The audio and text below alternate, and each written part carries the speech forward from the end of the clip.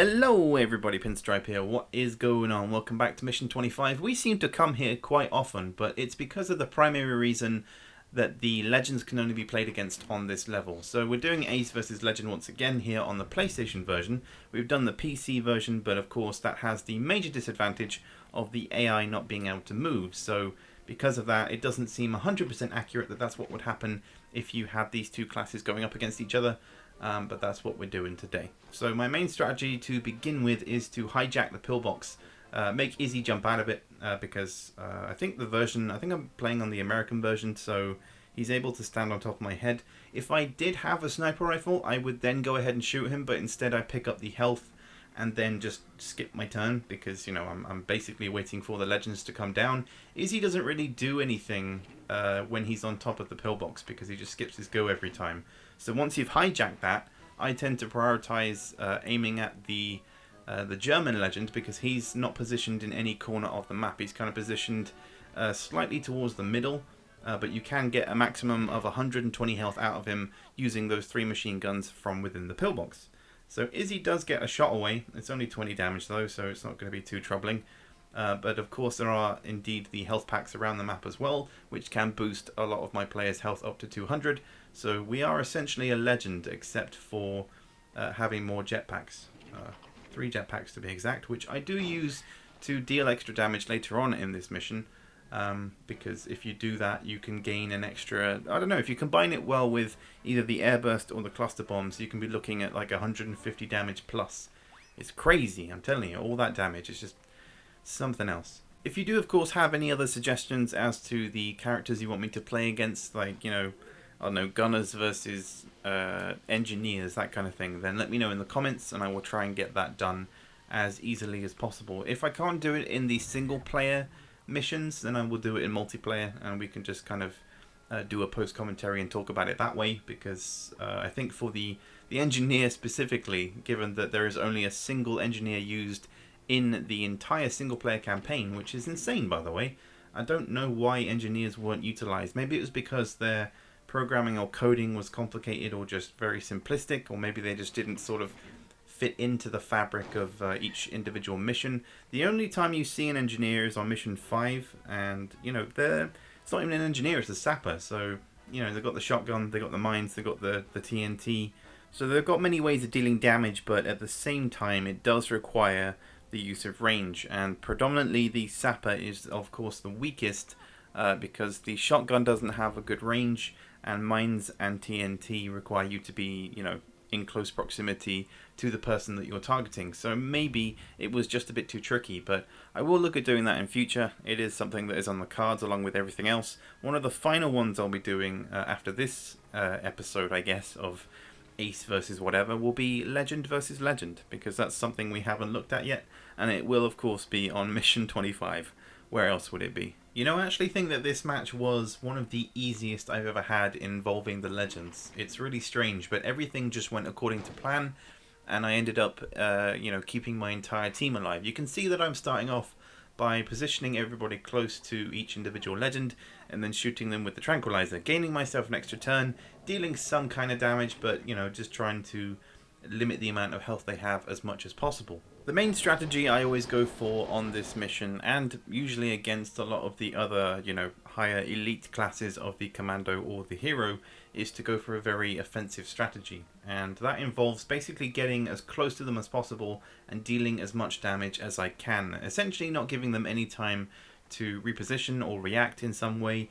Obviously AI and human players are, different, so whether or not this strategy would actually work against human players is up for debate. But at the end of the day, I'm separating out my team into each corner of the map, and I'm ensuring that I'm using all the weapons that I have at my disposal. By doing so, it ensures that the game in itself is a lot faster, because by not allowing the enemy to reposition, as they are limited by the timer as well, they don't really have anywhere to go. There's no cover on this map.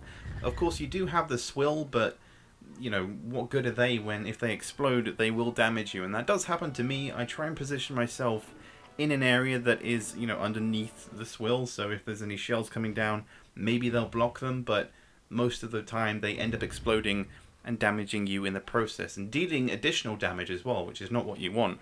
So the map itself is very limited in terms of cover. Everything is very open, and of course there are areas of water, so you have to be aware of those, especially because they are poisoned. As a kid, when I would play this mission, I thought it was impossible. In fact, for a long time, for like, at least a month or so, I continuously tried to complete this mission, not in the way that I am now, but in the way that I thought you had to destroy every single swill as well as the pigs on the map to complete the mission. And it was only when I thought, okay, well, let's just kill everybody and see what happens, that I realized that actually that wasn't the case. And it really annoyed me, because the description screen, the loading screen that tells you, you must destroy all the swills, I thought that, okay, I took that as I need to do that in order to complete the game, or do that to complete the level or something. I thought it had to be involved no matter what, but really no. You can destroy them and you can get extra crates that can give you airstrikes, or it can give you jetpacks or some kind of weapon, but I don't know. That was the major thing that bugged me about this level and took me forever to realize and eventually complete.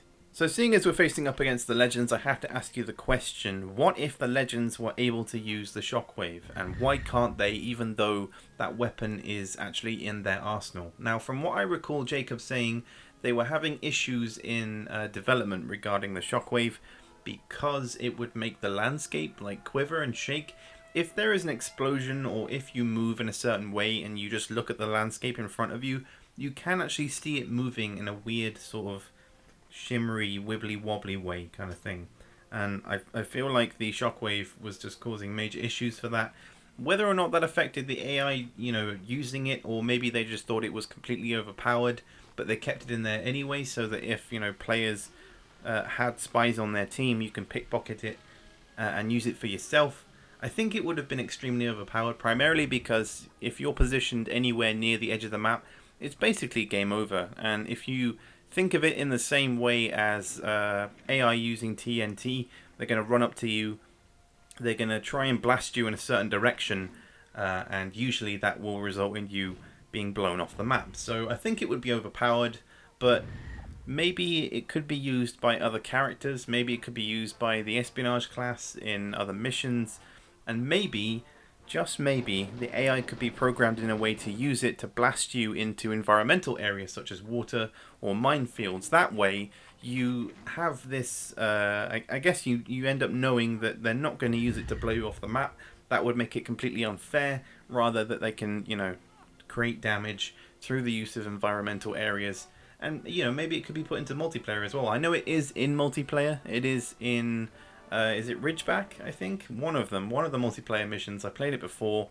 But yeah, I just think that weapon could have been utilized more by the AI specifically, not so much human players. Once again, I did not bother with using the airstrike or the fire airstrike. You kind of save those for last, or, that's what I do.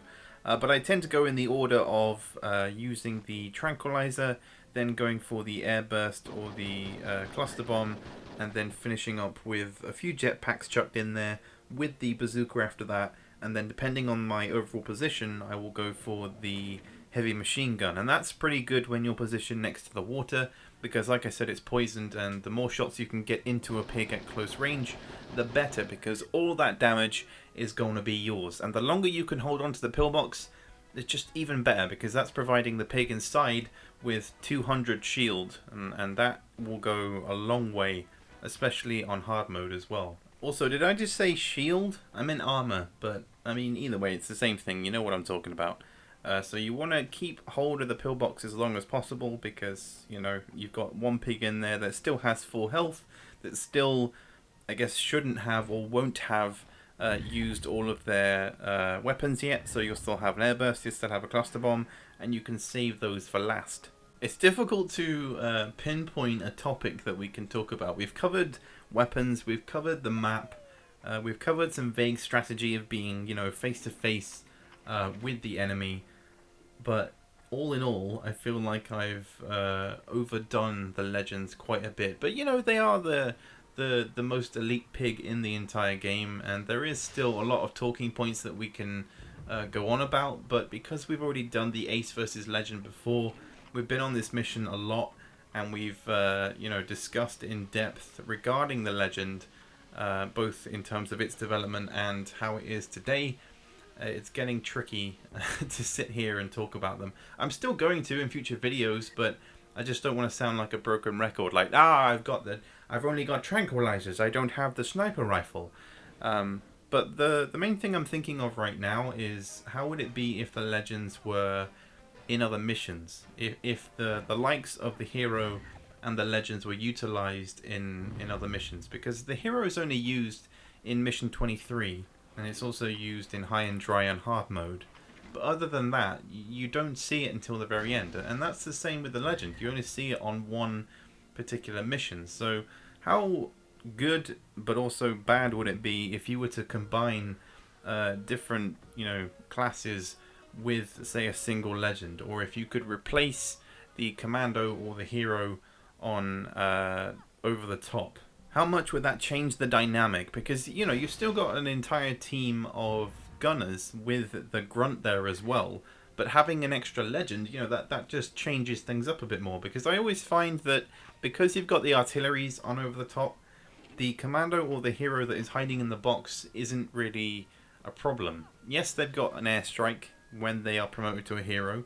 But because you've got two artilleries, and by that point you should have a single hero and the rest should be getting up to the rank of commando, things are automatically on your side. So how would the legend function in different levels? I'd like to see that, and if that could ever happen in future, which I'm hoping it will with the likes of Open Hogs of War, it will be very intriguing to see. Dr. Sticky is one of the modders who is currently working on some crazy mods for Hogs of War on the PC version that incorporates different classes, including the legends, and a bunch of other stuff, increasing health, changing arsenals, all kind of things. If you want to check out his videos, the link to his channel will be in the description, or it will be at the end of the video.